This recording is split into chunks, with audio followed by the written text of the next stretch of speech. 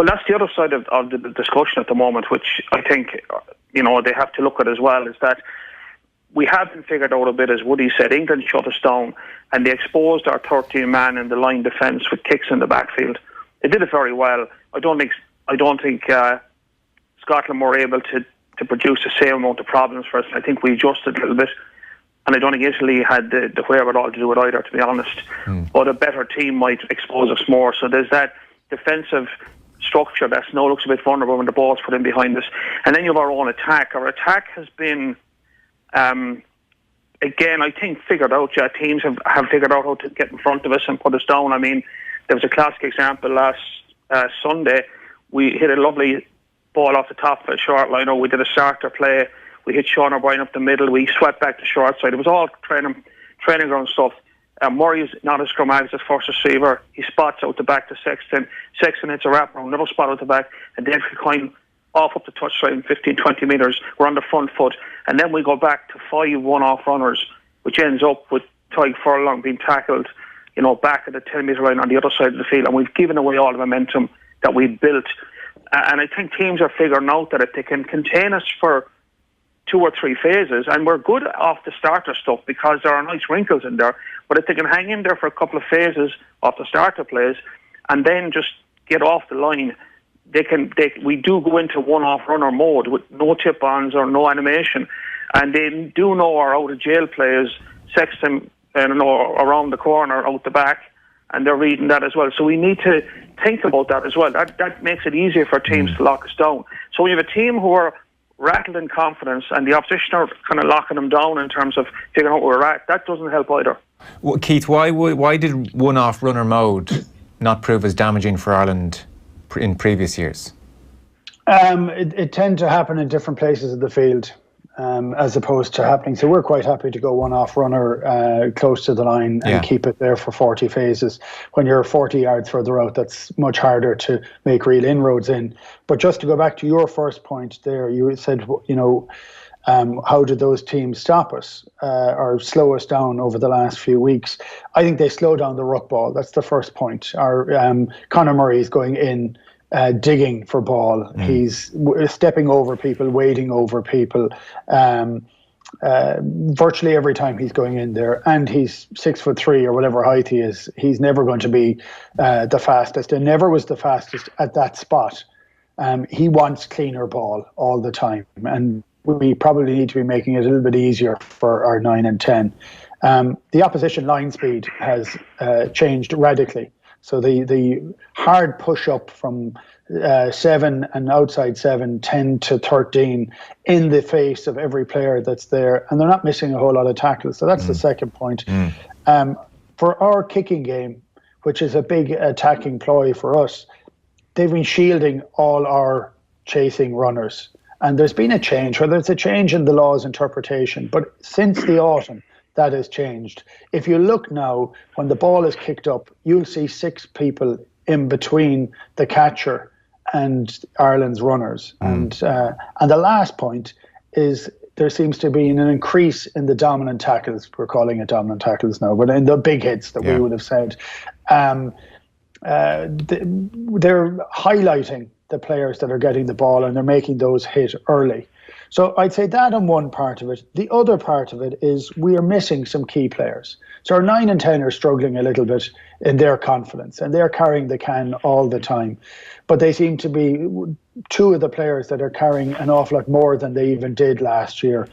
Without CJ in there, without Levy in there, without Ringrose and Henshaw, there's not a lot of people that are putting their hands up to take it going forward a bit. And an awful lot.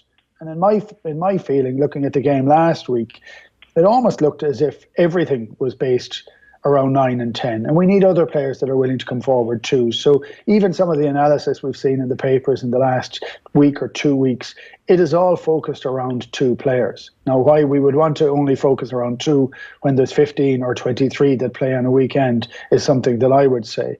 But I do think their confidence at 9 and 10 is down markedly, and you can see it in them and you can see it in their body language. Can that change? It can change pretty quickly. But they can't just make a change on their own. Yeah. I mean, it's a team game, and that's what we would always say. And, I'd be trying to put everything on a platter for 9 and 10. We shouldn't be struggling for anything at all because their confidence is a bit low. Several really interesting aspects there. If we start with ruck ball for a second, because that's such a hallmark of the Joe Schmidt era. Are teams doing anything different at ruck time to slow Ireland down? I'm not sure. I think they're targeting the joining players as opposed to targeting the ball for the most part. So the guy who carries it in, he gets tackled. It's whether there's a slowing down of the next man that goes in over or past the ball. I feel that seems to be happening a bit more. Technically, I don't know whether Eddie has seen a whole lot in terms of that, but I do know our ball is slower. Yeah. That we do know. Eddie, ruck time? Yeah, I think what you refer to there, I think the key is that teams are identifying early doors who the ball carrier is, and then it makes it easy for somebody to go in low and chop. Like, we have good ball carriers. It's just that no matter how big a guy is, if you chop him around the ankles, he's not going anywhere.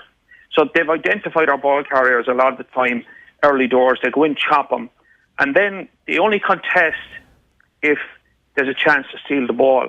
And we're so good actually at getting support in that there usually isn't. So what they do then is they get back on their feet.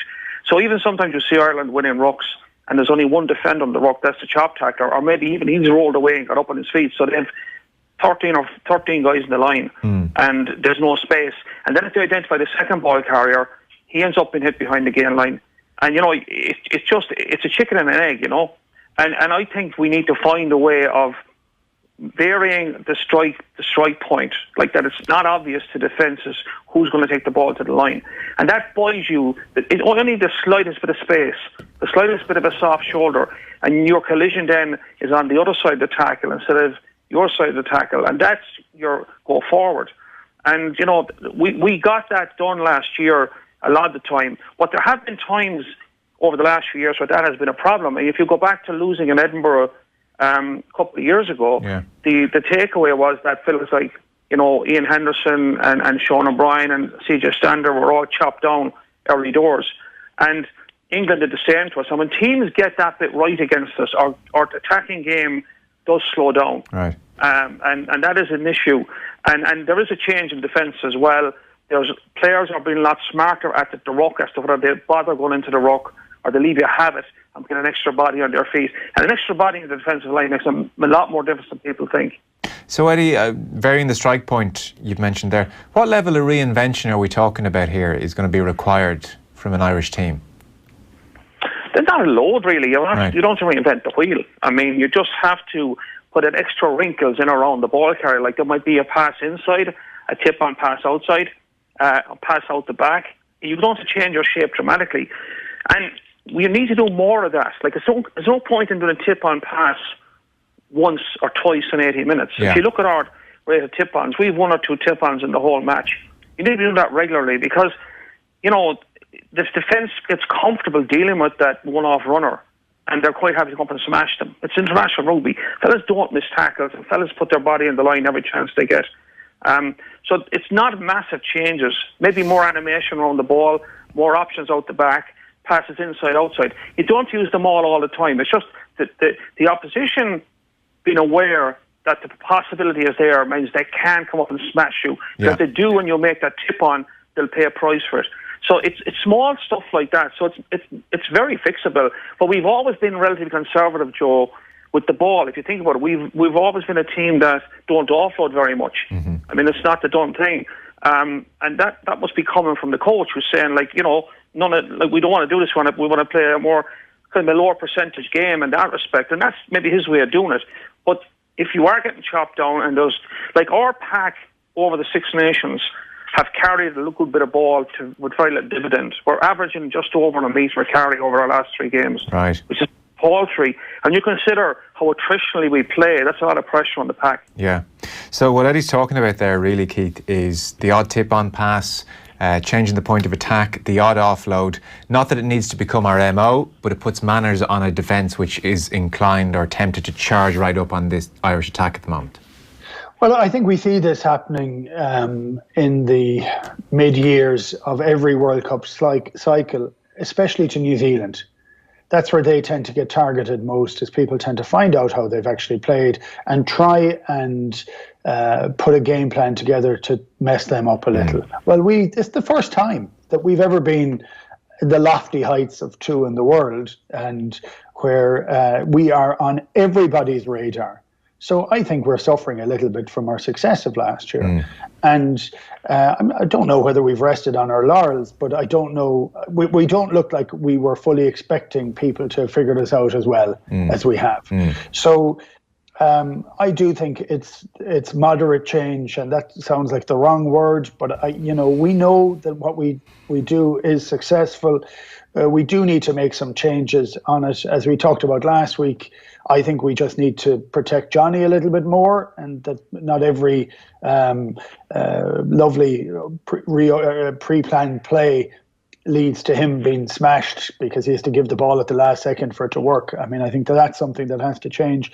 And I also feel when we talk about Eddie talking about our meters for 1 meter gain each carry, most of our forwards, and I would say the vast majority, catch the ball then run. You can't make that's strength, that's not power.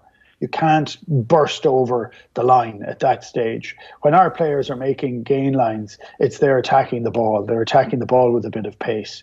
And if you look at Wales, was it Corey Hill's try on, was it Corey Hill that scored the try? Yeah, it was, the line he took was from 15 yards back. I mean, it would have taken a brick wall to stop him getting over. It was a phenomenal line, but he caught the ball at 1,000,000 miles an hour. And too often we seem to be setting things up at times, which means we're never going to have those huge numbers. Now, if that's part of how we play, that's absolutely fine. You then need strike runners elsewhere. And at the moment, our strike runners, and some of them in Ringrose and Henshaw in particular, are on the physio bench. Yeah. And CJ was one of the men who always got us over the gain line. So life is tougher in that sort of situation. I just think we got out of it with 2 wins. That's the way I would look at it.